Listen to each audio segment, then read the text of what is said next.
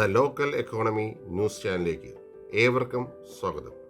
സെയിൽസിൻ്റെ ഭാഗമായി ഉണ്ടാകുന്ന ഒബ്ജക്ഷനുകളും പരിഹാസങ്ങളും എങ്ങനെ നേരിടാം എന്നതിനെക്കുറിച്ചാണ് നാം ഇന്ന് നോക്കുന്നത്. അരുൺ വളരെ മികച്ച ഒരു വിദ്യാർത്ഥിയാണ്. അവൻ്റെ വിദ്യാഭ്യാസം പൂർത്തിയായി പല ജോലികളും നോക്കിയെങ്കിലും മറ്റു ജോലികളൊന്നും ലഭിക്കാത്തത് കൊണ്ട് അവസാനം അവൻ സെയിൽസ് ജോലി തിരഞ്ഞെടുത്തു. വീടുകളിൽ കൊണ്ടു നടന്ന് പ്രോഡക്റ്റ് വിൽക്കുന്ന സെയിൽസ് ജോലിയാണ് അരുണിന് കിട്ടിയത്. ജോലിയുടെ ഭാഗമായി അരുണിന് മികച്ച ട്രെയിനിങ് കമ്പനി നൽകിയെങ്കിലും വീടുകൾ തോറും കയറി സെയിൽസ് ചെയ്യാൻ നോക്കുന്ന സമയത്ത് അരുണിൻ്റെ പ്രൊഡക്റ്റ് വാങ്ങുവാനോ അയാൾ പറയുന്നത് കേൾക്കുവാനോ ആരും തയ്യാറാകുന്നില്ല. അവസാനം അരുണിന് ജോലി ഉപേക്ഷിക്കേണ്ട സ്ഥിതിയിലേക്ക് എത്തപ്പെട്ടു. സെയിൽസ് ജോലിയിലേക്ക് വരുന്ന നിരവധി ആൾക്കാർ ഇങ്ങനെ കസ്റ്റമറിൻ്റെ വിമർശനങ്ങളും പരിഹാസങ്ങളും ഇതോടൊപ്പം സെയിൽസിൽ ആരെങ്കിലും നോ പറയുകയാണെങ്കിൽ ഉടനെ തന്നെ തളർന്നു പോകുന്നവരുമാണ് കൂടുതലുള്ളത്. ഇങ്ങനെയുള്ള സിറ്റുവേഷൻ വരുന്ന സമയത്ത് സെയിൽസ് ജോലി തികച്ചും താല്പര്യമുള്ള ആൾക്കാർ എന്താണ് ചെയ്യേണ്ടത് എന്നതിനെക്കുറിച്ചാണ് ഇന്ന് നാം കൂടുതൽ പരിശോധിക്കുന്നത്. അതായത് സെയിൽസിൻ്റെ ഭാഗമായി ഉണ്ടാകുന്ന ഒബ്ജക്ഷനുകളും പരിഹാസങ്ങളും എങ്ങനെ നമുക്ക് നേരിടാം എന്നതിനെക്കുറിച്ചാണ് നാം ഇന്ന് പരിശോധിക്കുന്നത്. അതിൽ ഒന്നാമത്തേത് സെയിൽസിൻ്റെ ഭാഗമാണ് ഒബ്ജക്ഷൻ, പരിഹാസങ്ങൾ. ഒബ്ജക്ഷനും പരിഹാസങ്ങളും ഇല്ലാതെ സെയിൽസ് ജോലി ഒരിക്കലും ചെയ്യുവാൻ സാധിക്കുകയില്ല. ഈ കാര്യം പ്രാഥമികമായി നാം മനസ്സിലാക്കുക എന്നുള്ളതാണ്. സെയിൽസ് എന്ന് പറയുന്നത് വളരെ ക്രിയേറ്റീവായിട്ടുള്ള ഒരു പ്രവർത്തനമാണ്. അതുകൊണ്ട് തന്നെ മറ്റ് നെഗറ്റീവായിട്ടുള്ള കാര്യങ്ങളെ പോസിറ്റീവ് ആക്കുവാനുള്ള കഴിവ് നിങ്ങൾക്കുണ്ടാകണം. ഇങ്ങനെ ഒബ്ജക്ഷനുകളും പരിഹാസങ്ങളും നെഗറ്റീവ് കമൻറ്റുകളും അതിനെ പോസിറ്റീവ് ആക്കുക എന്നുള്ളതാണ് ഒരു സെയിൽസ്മാൻ്റെ പ്രാഥമികമായിട്ടുള്ള കാര്യം. മൂന്നാമത്തെ കാര്യം, മനുഷ്യർക്കുണ്ടാവുന്ന ഒരു പ്രശ്നമാണ് ജയിക്കുന്നവരാണ് ഏറ്റവും വലുത്, തോൽവി എന്തോ വലിയ പ്രശ്നമായി കാണുന്നത്. സെയിൽസ് രംഗത്ത് തോൽവിയും ജയവും സ്വാഭാവികമായി ഉണ്ടാകുന്നൊരു പ്രതിഭാസമാണ്. അതുകൊണ്ട് തന്നെ ജയത്തെ അമിത ആഹ്ലാദ പ്രകടനം നടത്തുവാനോ തോൽവിയെ ഭയപ്പെടുവാനോ പാടില്ല.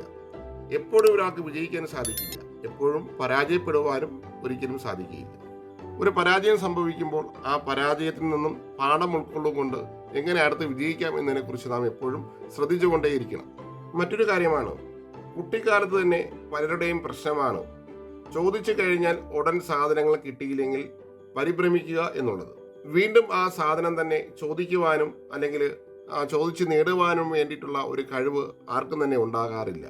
പക്ഷേ സെയിൽസ് രംഗത്ത് പ്രവർത്തിക്കുന്ന ആൾക്കാർക്ക് ഒരാളൊരു പ്രോഡക്റ്റ് വേണ്ട എന്ന് പറഞ്ഞാൽ അയാളെ കൊണ്ട് അത് വീണ്ടും വാങ്ങിപ്പിക്കുവാനുള്ള കഴിവ് നാം ആർജിക്കണം. ഇത് സെയിൽസ്മാൻ്റെ ഏറ്റവും പ്രധാനമായിട്ടുള്ളൊരു കഴിവാണ്.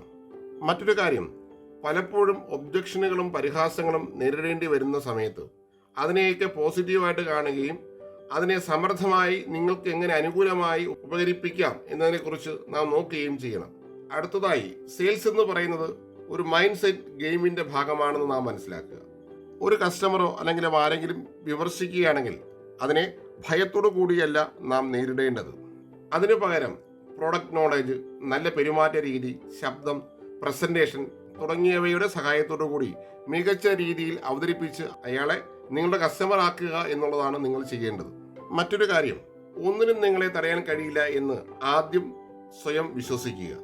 ഒരു കസ്റ്റമർ തൻ്റെ പ്രോഡക്റ്റിനെ നിരസിക്കുകയോ അല്ലെങ്കിൽ വിമർശിക്കുകയോ എന്നുള്ള ഭയം ഉണ്ടെങ്കിൽ അങ്ങനെ ഭയത്തോടു കൂടി സെയിൽസ് രംഗത്ത് ഇറങ്ങാതിരിക്കാൻ വേണ്ടി ആദ്യമേ തന്നെ ശ്രദ്ധിക്കുക. അതിനു പകരം എനിക്കിത് വിൽക്കാൻ കഴിയും എന്നുള്ള ഉറച്ച വിശ്വാസം നിങ്ങൾക്കുണ്ടാക്കുവാൻ സാധിക്കണം. മറ്റൊരു കാര്യമാണ് കസ്റ്റമറോട് പുഞ്ചിരിയോടുകൂടി സംസാരിക്കുക എന്നുള്ളത്. വളരെ പുഞ്ചിരിയോടുകൂടി സംസാരിക്കുന്ന ഒരാളിനെ എല്ലാ ആൾക്കാർക്കും ഇഷ്ടപ്പെടും. നമ്മുടെ മുഖഭാവവും ശബ്ദവും നമ്മുടെ ശരീരത്തിൻ്റെ ചലനങ്ങളും വളരെയധികം ശ്രദ്ധിക്കേണ്ടതാണ്. ഇങ്ങനെയുള്ള കാര്യങ്ങൾ ചെയ്യാൻ വേണ്ടിയിട്ട് നല്ല രീതിയിൽ പരിശീലനം അത്യാവശ്യമാണ്. അടുത്ത ഏറ്റവും പ്രധാനപ്പെട്ട ഒരു മറ്റു കാര്യമാണ് മെഡിറ്റേഷൻ പോലുള്ള കാര്യങ്ങൾ ദിവസവും പ്രാക്ടീസ് ചെയ്യുക. ഇത് നിങ്ങളുടെ കഴിവ് തീർച്ചയായിട്ടും വർദ്ധിപ്പിക്കും.